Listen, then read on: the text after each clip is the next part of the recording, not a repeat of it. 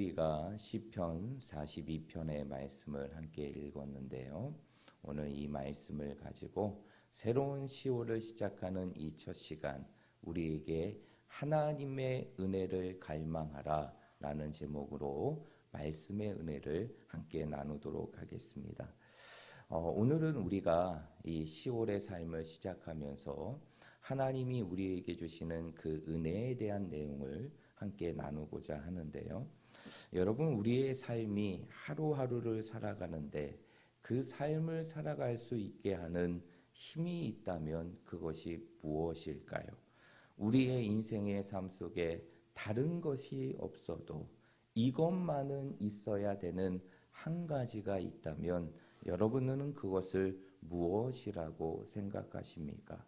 아마 하나님과 함께 인생을 살아가는 우리 그리스도인들에게 정말 하루하루를 살게 하는 힘, 그리고 우리의 삶 속에 없어서는 안 되는 것이 있다면 그것은 바로 하나님의 은혜일 것입니다. 여러분, 왜 우리는 하나님의 은혜가 아니면 살아갈 수 없을까요? 그것은 바로 하나님의 은혜 속에 창조되어지고 하나님의 은혜 가운데 살아가는 것이 우리의 삶이기 때문에, 그래서 하나님의 은혜가 없는 삶은 우리의 인생의 삶 속에 아무런 의미가 없을 뿐만 아니라 이 세상을 살아갈 수가 없다라는 것입니다.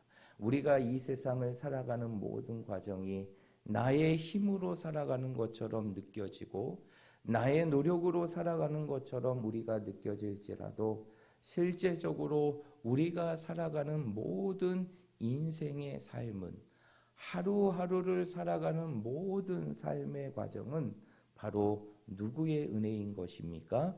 하나님의 은혜인 것이에요. 그래서 우리의 모든 인생은 하나님의 은혜로 살아가는 것입니다. 그래서 사도 바울은 고린도전서 15장 10절의 말씀에 보니까 나 된 것은 하나님의 은혜로다라고 고백하고 있어요. 그뿐만 아니라 베드로전서 1장 13절의 말씀에 보면 사도 베드로는 오늘 이 시대를 살아가는 우리들에게 이렇게 말합니다. 너희 마음의 허리를 동이고 근신하여 예수 그리스도께서 나타나실 때에 너희에게 가져다 주실 은혜를 온전히 바랄지어다 라고 말씀하고 있다는 것이, 여러분, 우리의 삶 속에 무엇을 바라보며 살아가야 될까요? 무엇을 바라며 살아가야 될까요?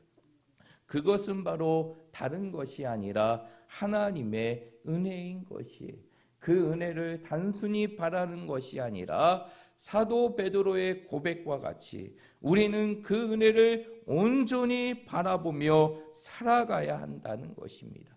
그럴 때 그 하나님의 은혜는 우리가 인생을 살아가는 동력이 되고 힘이 되며 우리의 삶의 능력이 되기 때문인 것이에요. 그래서 성도는 매일매일의 삶이 하나님의 은혜를 갈망하는 삶이 되어야 하는 것입니다.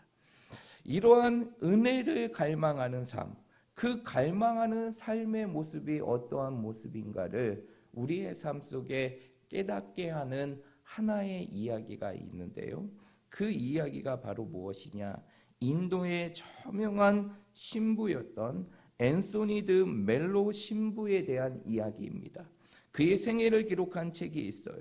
앤소니 드 멜로라는 책인데 그 책 속에 기록되어 있는 하나의 일화를 여러분들에게 소개시켜드리며 우리가 은혜를 갈망하는 삶이 어떠한 삶인지를 함께 나누고자 하는데요. 어떠한 한 제자가 스승에게 매일같이 질문했다고 합니다. 스승이요, 어떻게 하면 제가 하나님을 찾을 수 있을까요? 그러자 스승의 대답은 늘 똑같았습니다. 하나님을 갈망해라. 하나님을 갈망해라. 이러한 신비로운 대답만을 끊임없이 하게 되었어요. 그러자 한 번은 제자가 너무 답답해서 그 스승에게 이렇게 대꾸했다고 합니다. 스승이요, 저는 온 마음을 다해 하나님을 갈망했는데 왜 그분을 찾지 못하는 것일까요? 하루는 스승이 그 제자가 강가에서 모욕을 하는 것을 보고 있었다고 합니다. 그러자 스승은 재빠르게 그 제자의 곁에 다가가서 그 제자의 머리를 물속 깊은 곳에 밀어넣고 숨이 턱까지 차오를 정도로 눌렀다고 합니다. 그러자 그 제자는 숨을 쉴 수가 없으니까 그 물속에서 필사적으로 몸부림치며 발버둥 쳤어요. 그리고 스승에게 놓아달라고 애원을 하게 됩니다. 그러자 스승은 정말 숨이 턱까지 올라서 더 이상 숨을 쉴 수 없는 그 순간에 그 제자의 목을 놓아 풀어주었어요. 그러면서 그 제자에게 이렇게 얘기했다고 합니다. 자네가 머리를 물속에 넣을 때 왜 그렇게 몸부림을 쳤는가? 그러자 제자는 숨이 막혀서 그랬습니다. 살고자 하기 위해서 그랬습니다. 그러자 스승은 이렇게 대답했다고 합니다. 바로 그걸세. 그렇게 하나님을 숨이 막히도록 찾는 것, 그것이 바로 하나님을 갈망하는 것일세. 하나님은 그렇게 찾을 때 반드시 자네의 인생의 삶 속에 찾아올 것이고 자네는 하나님을 만나는 인생의 삶이 될 것이라 라고 얘기했다고 합니다. 여러분, 성경은 분명히 말하고 있어요. 잠언의 말씀은 분명히 말하고 있습니다. 나를 사랑하는 자가 내 사랑을 입으며 나를 간절히 찾는 자가 나를 만날 것이다 라고 얘기합니다. 하나님은 자신을 사랑하는 자 그리고 자신을 찾는 자에게 외면하시는 분이 절대 아님을 믿으시길 바랍니다. 하나님은 잠언의 말씀과 같이 하나님을 간절히 찾는 자, 자신의 삶 속에 하나님을 갈망하는 자에게 찾아와 주시고 그를 만나 주시는 분이 우리 하나님이시라는 것이에요. 그래서 우리의 삶 속에 하나님의 은혜를 갈망하며 나아갈 때, 하나님의 은혜를 사모하고 갈망하며 나아갈 때 우리의 삶은 하나님의 은혜로 채워지는 삶이 되는 것이고 매일매일의 삶은 말할 수 없는 감격적인 은혜의 삶을 살아갈 수 있는 것입니다. 그래서 오늘 시편 42편의 말씀에 보니까 이러한 은혜에 대한 갈망을 시편의 기자가 어떻게 고백하고 있습니까? 오늘 1절의 말씀에 보니까 이렇게 설명합니다. 하나님이여 사슴이 시냇물을 찾아 갈급함 같이 내 영혼이 주를 찾기에 갈급하나이다 라고 말하고 있어요. 그러면서 시편의 기자는 무엇이냐면 내가 하나님을 갈급합니다. 목마른 사슴이 시냇물을 찾아 갈급한 같이 내가 하나님의 찾기에 날마다 갈급한다 라고 시편의 말씀을 통해 고백하고 있다는 것이, 여러분, 사슴이 어떠한 동물인지 아십니까? 사슴은 끊임없이 갈증을 느끼는 피가 뜨거운 동물이라고 합니다. 그래서 주기적으로 그 물을 마시지 않는다고 하면 그 물을 마시지 않음이 결국 자신의 생명을 죽게 하는 그러한 결과까지 이르게 된다고 합니다. 그런데 우리가 잘 알고 있듯이 오늘 말씀의 배경이 되는 팔레스타인은 정말 우리나라와 같이 강수량이 풍부한 나라가 아니에요. 이 팔레스타인은 물이 흘러야 하는 시내는 많이 있지만 우기 때와 건기 때가 분명히 구분이 되어서 우기 때는 많은 물이 내리지만 건기 때에는 하나의 물방울도 내리지 않는 그러한 건조한 땅이 팔레스타인 땅이라는 것이, 그러한 땅에서 살아가기 위해서 사슴은 끊임없이 무엇을 찾아야 될까요? 자신의 목을 축일 수 있는, 아니 자신이 살 수 있는 물을 찾아야 된다는 것이. 그런데 오늘 시편의 기자는 자신이 하나님을 찾음이 무엇과 같다라고 말하고 있냐? 사슴이 시냇물을 찾아 갈급함 같다라는 것이에요.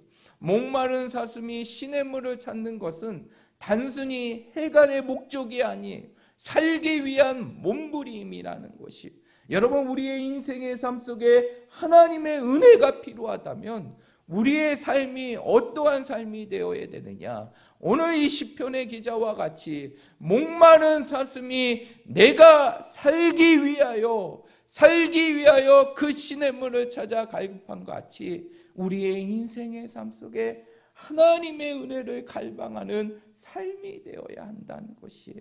여러분, 하나님의 은혜를 갈망한다는 것은 단순히 한순간 내 삶을 채우는 그 은혜를 갈망하는 그러한 수준이 아니에요.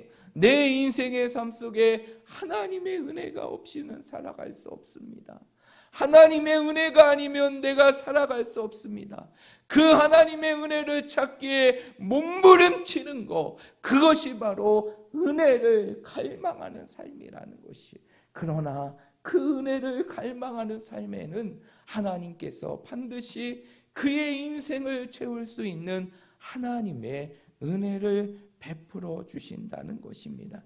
그러므로 우리 사랑하는 모든 성도들이 새로운 10월의 시간들은 우리의 삶 속에 이 은혜를 갈망하는 삶이 되시기를 주님의 이름으로 축복합니다. 매일매일의 삶이 목마른 사슴이 시냇물을 찾아 갈급한 같이 우리가 세상의 것들을 찾아 갈급함이 아니라 내 삶에 없어서는 안 된 하나님의 은혜, 매일매일을 살게 하는 그 하나님의 은혜를 갈망하며 살아갈 수 있는 우리들의 모습이 되시기를 주님의 이름으로 축복합니다. 그럴 때 우리의 인생은 새로운 10월의 시간은 우리의 삶 속에 말할 수 없는 하나님의 역사와 은혜의 삶으로 채워지게 될 것이고 우리의 삶에 하나님의 은혜가 전부인 삶이 될 것입니다.